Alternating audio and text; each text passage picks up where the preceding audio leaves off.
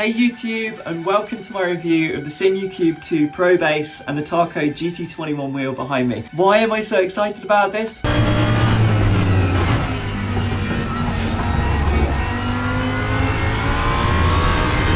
Well, because this is the first time I've ever had a direct drive wheel fitted to my Trak Racer rig, and this is a big step forwards because it gives you so much more power in terms of the force feedback and the quality of the feeling you get through the wheel. Now, this has never been more important for me than it will be this year because, spoiler alert, I am going to be racing on entirely new circuits this season. I've never driven on before in my life, in a country that I've never raced in before, and I need to get my sim as close as I can to real life, in that what I'm experiencing on the rig behind me is as relatable as possible to driving the race car in real life. So I'm going to start off by looking at what you get in the kit, what comes in the box, how it all fits together, how it works, and of course, more importantly, what it's like to drive with. On top of that, I've also invited two of my best friends who are also racing drivers to come and try the sim, so I'm going to include their reaction as well. So let's take a deep dive into the Simucube 2 Pro base and the Takho GT-21 wheel.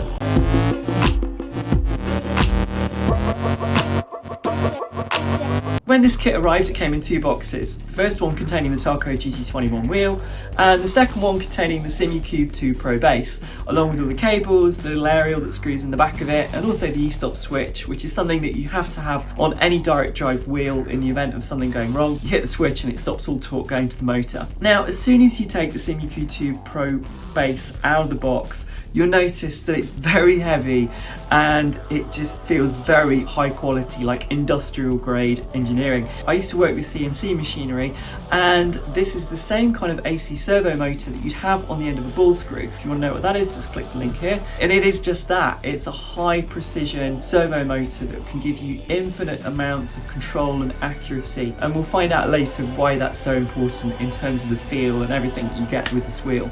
Now, some of you might remember the video from last year when I built the Trak Racer TR160 rig. There's a video you can see here about that. I wanted a rig that was much more rigid, that also gave me the flexibility of upgrading all the other components on my rig, like the wheel and the pedals, over time. Rigidity is so important here because the more force feedback, the more strength and power you're putting through the components on your sim, the more the whole thing can start to flex, and you really don't want that happening. The first thing I had to do was order the bracket from Trak Racer that bolts onto the Simucube 2 Pro base. It's specifically made for this product, so everything lines up perfectly. It's all laser cut. Fitting the wheel itself couldn't be easier. In fact, this is one thing I really want to talk about because Simucube have got this brilliant system of like a grooved wedge you can see here in terms of how the wheel actually fits onto the boss.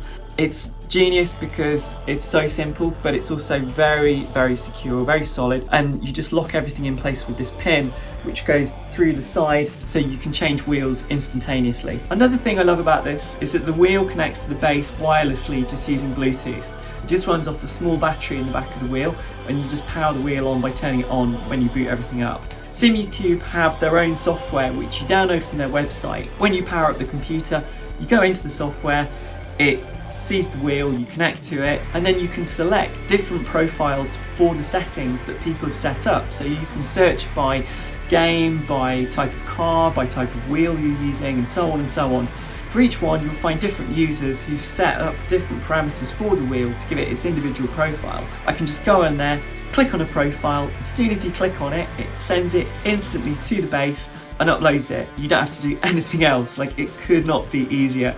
And for someone like me who's in a bit of a hurry and a little bit lazy at times, it just makes life very easy. And once you've done that, that's all there is to do. Literally, you're ready and you can start racing with this wheel. So what's it like to use? Well, honestly, I found myself doing things with this wheel that I just wasn't able to do with other wheels that I've had. Things like catching slides where you just feel so much more information through the wheel. You know, you can feel what the tyres are doing in terms of the tarmac as they just start to slip and break away, how much understeer you've got, how much oversteer you're starting to develop, the quality of the feedback, which is something that I'm always chasing. That it's that kind of feeling. As I said earlier in the video, the objective for me is to try and build a sim that's as close as I can get to feeling like I'm driving a car in real life. as I can reasonably fit into my spare bedroom at home. I feel like I've been lucky enough to use some pretty amazing sims in my time as a racing driver, and I've got to say that the force feedback from this wheel, like the clarity, the control that you have over the car, the feeling, the grip, everything combined together is really, really impressive. I feel really immersed when I'm using it. In fact, the first proper session that I had using this wheel, I noticed my heart rate was like right up there, and I just felt so engaged in what I was doing. And I think, if anything, that's probably the best indication of how good an experience you can have with this wheel. I was really intrigued to put two of my best friends on this who are both racing drivers and see what their reaction was going to be. The first of these was my friend Sam Loken, who, as well as being a racing driver, is also a stunt driver, development driver and a driver coach. Basically one of the most amazing, most highly skilled drivers that I know. Sam, what do you reckon to the new wheel? It's awesome. Yeah. Describe it. It's heavy. It is, isn't it? I feel something. Yeah. Do you know me in Sims? He says, holding a massive drift. Good save though. It was a good save. That is the best sim I've ever driven. Seriously? Yeah, it's unbelievable. I've never been able to catch a slide in a sim. Yeah. But yeah, it's cool. I really like it. Yeah, impressed. There you go. Next up is my friend Sandra van der Sloot, who I raced with last year in the BMW M4 GT4 car. We were teammates together at Team Drivers, and I really, really wanted to put her on it, being she came to stay for the weekend, and see what she thinks too. Good, right? It's like, you get quite into it once you kind of... You don't want to go out.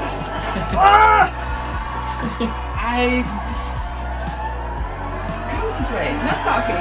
Sorry, distracting you.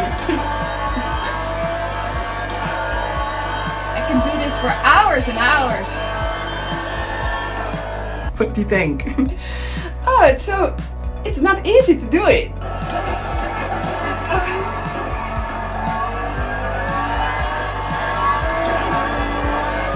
But it's handshaking because I like it so much. Yeah, it's addictive, right? It's really addictive, yeah. Yeah. So there you have it, guys. I think pretty much everyone loves this wheel. If you're interested in learning more about it, then just go to the description, because there are full links to Simucube and Trak Racer. You can get all the spec there. There's also a discount code for Trak Racer, which is GoCharlie. That gives you 5% at checkout. Finally, please remember to like and share this video. That really helps with my metrics. And please wish me lots and lots of luck in folks where I'm going to be racing this year. If you want to find out more details, just go follow me on Instagram or Twitter at GoCharlieM, and you'll hear about what I'm going to be racing and what championship. And I will see you all very soon. Bye bye.